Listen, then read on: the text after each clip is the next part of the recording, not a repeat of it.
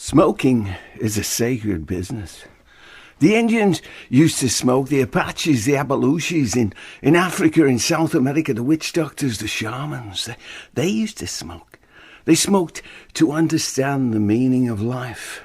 They smoked to get high, to reconnect their fingertips with their lungs, recycle their breath and pollinate the atmosphere with the spirit of their smoke, which has now witnessed the inner workings of man, and can testify without fear of contradiction to the sanctity of our corruption and the wisdom of fanning our fires and accepting their smokes. Look, see the rainbow in the smoke. That's not pollution, that's not black death, it's yearning, rainbow yearning, a romance with having to do what a man has to do, needing to see what a man needs to see. I need to see the rainbow in the smoke, not in the sky. I'm an urban dreamer, a modern man, a city shaman. I conjure up hope where there is no hope, hygiene where there is only raw sewage. I inhale the modern lie, and I breathe out the eternal truth that society has always been a dirty business, and no sooner will you come to terms with it than it will leave you lurching alone in the shadows of your own loss. But it was real. Knowing it was real, it was not an illusion, or was it? Is it? It's gone. The rainbow in my smoke. I must have been mistaken. Still, we can always repeat our mistakes. I never used to smoke.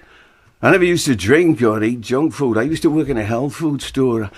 I used to be a hippie. I used to meditate and do yoga, eat raw foods. I was a vegetarian. Alfalfa sprouts, drink juices, carrot juice, wheatgrass juice. I used to fast once a month for the new moon, take massage classes, creative visualization workshops, go to nuclear freeze benefits before everybody decided it was less likely this world would be blown up than it would simply suffocate in its own shit. A sudden explosive death began to seem like an escapist fantasy. Now, the reality, the slow, agonizingly conscious consumption of the collective lung, gangrene of the soul. I used to believe everybody would come together. If the worst came to the worst, all the clean and gentle brothers and sisters would simply evacuate to the woods or the mountains or the ocean and build things new, grow things new, living things that are as old as the hills. Leave the city to its rats. Now I don't believe it will happen like that. This world's gone too far. We're all in this dirty too deep, and I can't separate myself from the sewage. It's as much mine as anybody's. I'm as hopeless as the next man or woman, and unless I can learn to understand it from the inside out, appreciate it, maybe even love it, this unholy fucking mess that nobody's going to ever really clean up, because somehow, for some God-forsaken reason known only to my own gangrenous soul, it seems more real than simple evacuation. So has anybody got any cookies? I mean real cookies, none of this whole wheat and molasses shit. Give me some white sugar and lard and preservatives. Could I at least have a cookie before I choke to death? I mean, carrots and grass are for fucking horses. I wasn't born for fucking horses. I'm a man. I need some manly food. So has anybody got any cookies? I've had a tough day. A tough, manly day. It's not easy getting out of bed 4 o'clock in the afternoon on an empty stomach. I'm a poet. I'm a fucking poet. That's how fucking poets live, not fucking horses. I'm composing my being into art. It takes a fucking lifetime. At the moment, I'm studying my nightmares. It's a shame about the bomb. I like the bomb. I love bombs. I'm used to bombs. I was brought up on bombs. My dad was bombed in the war. After that, my mum was always bombed. I was 7 when I first bombed in school. I've been bombing ever since. Without bombs, I fall to pieces. Shit, I may as well be in Birdland without bombs. If I can't get bombed every once in a while, life would be boring without bombs. It's bombs, not bread, give meaning to life. Bread just keeps us alive. Give me bombs or die. For God's sake, don't let them take my bums away. So can anybody lend me $5 so I can go buy some cookies? Maybe some smokes, a couple of beers. It's not like I need a new house or a car or even a refrigerator. So don't go telling me to get a job. I already have a job. Even though it doesn't pay too much, I don't work for money. I work for love. for love of bombs. It's just the way I am, self-destructive, like Jesus. So can anybody give me $5? I mean, how much do you think this world is worth? Billions and billions and trillions of fucking dollars. Some individuals are worth trillions of dollars. Others merely billionaires. And don't try and tell me they earned it. They didn't earn it. Not by the sweat of their wrinkles, alarm clocks at the crack of Christmas, mud and bullets, or some hyper-fucking fascist foreman up your ass every week of the day. What they earn is cream on their cakes, icing on their bundles. Most of them brought up rich, able to pick and choose. You know what it means? You know what it means to be able to pick and choose? Only thing people like me ever got to pick and choose was my nose and my fingernails. These fucking rich kids raised to inherit the wind. So let them fart a bit of debris in my face every now and then. I mean, what the fuck are they saving it all up for a rainy day? It's fucking pissing down outside. And these rich white liberals who need to work to ease their charitable complexes. They love it, they choose it, they fucking pick it. Pretend they loving the working stiff, worshipping the working fucking stiff, the noble fucking savage, the peasant they are not by socio-economic circumstance. Well, I fucking don't. It's too close to my bone, man. And not my funny bone, that bone that's too close to choking me to death or committing me to wage slavery. I don't need to work. I need not to work. I need to stay pure for my heart. My fucking heart is my work, and I don't have the time or the energy or the will to work at anything else. There's enough fucking money out there for everybody. You know it. You know it as well as I do. You know what I'm saying's true, and you know it's all fucking bullshit, but the bullshit is real, man. So give me some money, you bourgeois fucking assholes. Would you condemn me to being yet another figment of man's lack of imagination? Shit, if it wasn't for working class bums and fucking poets like me, we may as well all just eat, puke and die. This is revolution we're talking about here, not history books, present fucking tension. $5 fucking dollars. What's $5 fucking dollars between friends? Nothing, if it's given freely. Okay. Keep your fucking money. I'll just starve to death and make the fucking romance real. Did I ever show you my scar? The one I got working in the circus. You didn't know I worked in the circus, did you? On the trapeze. I have a photograph in my wallet. Not of the scar, of me working in the circus on the trapeze before I fell off the trapeze and scarred myself for life. I'll show you in the bathroom later. Not the scar, the photograph. I'll show you the scar now if you like. Would anybody care to witness my poor wounded buttock kiss my ass? I'm a poet. I'm a fucking poet. I'm not a revolutionary. Revolution is for pricks who think they can piss water. Poetry is for assholes who refuse to shit bull. I say nothing I don't feel, even though sometimes I feel it'd be better off saying nothing at all. But then I wouldn't be a poet. I'd be a Zen monk.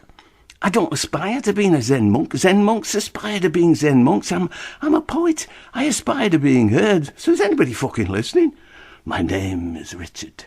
Dickie. That's what my mum called me. She knew what my name was. That night out on the pier, drinking blackberry brandy. I'm talking about going out west to visit my brother. You said you liked that idea, but you didn't think it would happen. Then we did it. We did it as the sun sets, and you got so cold your lips turned blue. Then the bottle fell in the water. You wanted me to dive in after it, but it was too cold. The current was too strong. You said, well, we could at least have left a message in there. But we didn't. There was no message, just an empty blackberry brandy bottle floating out to sea. And you couldn't stop shaking all the way home. It's a dream. It's just a dream. Time doesn't make it any more real. So it's a long dream. It never changes. It does and it doesn't. We just get deeper and deeper into the same shit. I do. But aren't we all in this dream, in this world? But I'm not the whole fucking world, or am I? If I die, there's nothing left. One out, all out. Remember the Alamo? Remember the fucking Alamo? That was the end of the world. We lost, man. We went to heaven, but we lost the world. And what good is heaven without a world to blame it on? Oh, thank you for... Like a dream without ever waking up. Nothing changes. Nothing ever fucking changes. So you eat brown bread instead of white bread. We're all still stuck in the same shit. I am me. Who else am I supposed to talk about? How else am I supposed to know how this world feels? Nobody tells me. All they tell me is take care of yourself. Use Clorox, eat tofu, win the lottery and you'll be okay, man. Think yourself lucky at this very moment some poor brown bastard is probably getting his balls burned off in some Middle Eastern offshore hideaway, but don't feel bad. Because the fucker would do the same to you if the shoe was on the other foot. Which fucking foot are you on anyway? How the fuck do I know? Aren't we all in this fucking feet first feast together, best foot forward? Well, are we? Or aren't we? I'm a poet. I'm a fucking poet. You don't have to recite poetry to be a poet. Just be alive and not dead on your feet. Anyway, after my mother killed herself, I went out west to look for my brother, find out why he didn't come back for the funeral. This was when I worked in the health food store. I met this 19-year-old girl. She was a hippie. I would have followed her to the ends of the earth just for a sniff of a hand-woven ankle bracelet. We finished up living in the woods with the rainbow people. Remember the rainbow people? Long hair, fucking tie-dyes, salutations to the fucking sun, the lot, man. Out in the boonies, twiddling me dicky with this waspy-waisted would-be Indian maiden who wouldn't even let me touch her if the moon was in the wrong quarter. Know what I mean? Clean and gentle brothers and sisters, I was out there, witnessing the organisms at work, grooving on the inner mushroom clouds, hugging that pot of Colombian gold in the rainbow's armpit and doing nothing. I spent a whole fucking month trying to do nothing, meditating, raw food, spewing my brains up, trying to recover that eternal nothingness. And I did, and it meant nothing. When she left, dumped me, left me for some heavy metal Jimi Hendrix dude in a Subaru pickup, barely surviving on nothing. I knew I had to find something quick or I'd turn into a raw vegetable, so I hitched a ride to the nearest city, hustled enough green bread for some smokes, a bag of Oreos and a six-pack of Coors Enlightenment, and I haven't looked inward since. We've gone too far. World's gone too far to aim back to nothing. We have to bear witness to the crap we've created. I mean, one man's nirvana on top of a mountain means nothing to that poor brown bastard getting his balls burned off. I mean, what's the fucking point, I ask you? And you wonder why I despise myself and everybody else, because we allow it to happen. I allow it to happen. I don't know how to fucking stop it. I am fucking helpless. We are so fucking helpless because we're scared. We're so fucking scared. I am so fucking scared and so fucking helpless, and I am sick to death of being so fucking scared and so fucking helplessly responsible for this scared, helpless world that just won't let everybody live in fucking peace. My name is Richard Dickie. That's what my mum wrote on the note she left. Dear Dickie, I don't know what to say. Take care of yourself, Mum. Not even any love. I spent the rest of my life trying to figure out what I would say to somebody I brought into this world that I personally thought was a big pile of crap I couldn't wait to get rid of. I'm a poet. I'm a fucking poet. Never read poetry. Never read books anymore. Or newspapers or magazines. My life has sufficient subtext. I don't have the time or the energy or the will to read between somebody else's lines. The only thing you know about newspapers for sure is that it's not telling you the whole truth. They keep up with the world. If we really did, we'd all be silicone chips or dead fucking Arabs by now. Somebody showed me this newspaper clipping. A local art critic. You know what he called me? Virulent. Deluded, sophomoric, witless would-be political mishmash of overdressed, irresponsible verbiage. Grape-minded. Grape-minded? What the fuck does that mean? Is he insinuating I was drunk? I was drunk. I was also politically correct. He doesn't mention that. I guess he doesn't share my politics. I guess I don't share his bank balance. Here we go again. Money, money, money, money. If someone doesn't agree with me, it's because they're rich. How many working-class schmucks do you know go around calling people virulent and sophomoric? I can smell that bourgeois critical faculty several ghettos away down Ronan Drive, up Burnham Hill, where the martinis live and the Porsches Porsche and the maids are made to measure. They're scared of me. They're scared of me, the righteousness of my anger. Even though, personally, I'm sick to fucking death of my anger. There's no end to it, but how am I supposed to let it go? That's what they want me to do. How much humiliation should a body take? As much as it needs to heal itself. Thus spake Pythagoras, the mathematical banana. Me skin doth not a fruit make.